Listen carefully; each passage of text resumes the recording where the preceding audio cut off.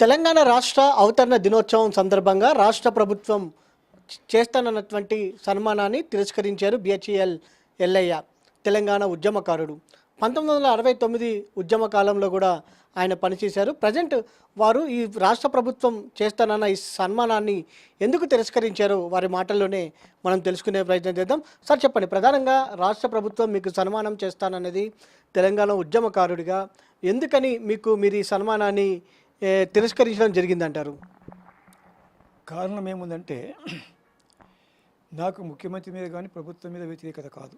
ముఖ్యమంత్రి మాట్లాడిన భాష మీద బాగలేదు. ఎందుకు బాగలేదంటే, ఆయన ఒక ఉద్యమకారుని, తెలంగాణ సాధించిన ఒక నాయకుడిని కేసీఆర్ని పట్టుకొని నీకు 100 ఫీట్ల గోతి తవ్వుతా, పాతి పెడతా, లాగుల తొండలిడుస్తా, బట్టలిప్పుతా, పేగులు ముడకేసుకుంటా అన్నాడు చూడు.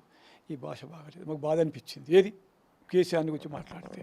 రెండవది ఏముందంటే, ఆయన ఎన్నో వాగ్దానాలు చేసిండు. అబద్ధాలు చెప్పి 5 చేతుల వైకుంఠం చూపించి ఓట్లు వేయించుకున్నాడు తప్ప నిజంగా వాళ్ళు ఏదో ఉద్ధరిస్తుందని చెప్పేసి ఓట్లు వేసింది లేదు. నువ్వు ఇస్తా అన్న వాగ్దానాలు ఏదైతే ఉన్నాయో ఇయ్యలేదు. అది కాక నువ్వు కేసీఆర్ అట్లా దూషించడం ఏదైతే ఉన్నా చూడు, అది ఒక ముఖ్యమంత్రి స్థాయికి తగింది కాదు. అందుకని చెప్పేసి నేనేమనుకుంటుందంటే, నేను 69 చెన్నారెడ్డి మల్లికార్జునతో ఉద్యమం చేసిన ఉద్యమకారుని, తర్వాత ఎన్నో ఉద్యమాలు చేసినాం మేము. అర్థమైందా? ఉద్యమం ఎన్నడూ జై తెలంగాణ అనలే, మాట్లాడలేదు, చెయ్యలేదు. తెలుగుదేశం అసలు వద్దని అంగ స్ట్రైక్ చేసేది. వద్దన్న వాళ్ళకు, కొట్టిపించిన వాళ్ళకు వాళ్ళతో సన్మానం చేయించుకోవాలంటే ఉద్యమం చేసిన వ్యక్తిగా నాకు బాధ అనిపించింది. ఉద్యమకారులుగా బాధ అనిపించింది, ఉద్యమ నాయకుని విమర్శిస్తే బాధ అనిపించింది. అందుకని చెప్పేసి తిరస్కరించాను. మీరు కేసీఆర్ గారి ఉద్యమ ప్రస్థానం గురించి మీ అభిప్రాయం ఏమంటారు? కేసీఆర్ ఉద్యమ ప్రస్థానం ఏముందంటే, రాదన్న తెలంగాణ సాధించిన ఒక దృఢ సంకల్పంతో సాధించిన మునగాడు కేసీఆర్.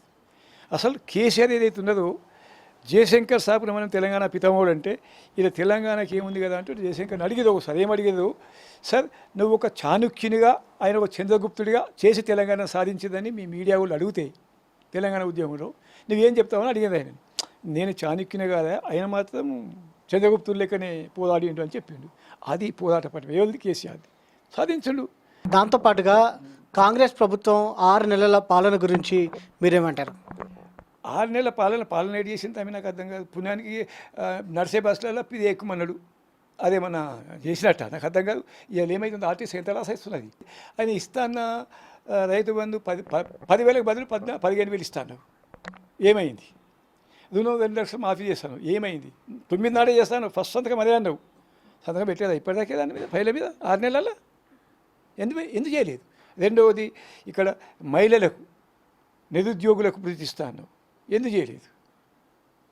దళితులకి ఏది పోడు భూములు ఉంటాయి చూడేది, ట్రైబల్స్కి అవిటి పట్టాలని చేస్తాను. చెయ్యి. రేపు పొద్దుగాల చేసి నువ్వు మంచి చేస్తే నీకు గౌరవిస్తుంది, రేపు ఓటేస్తుంది.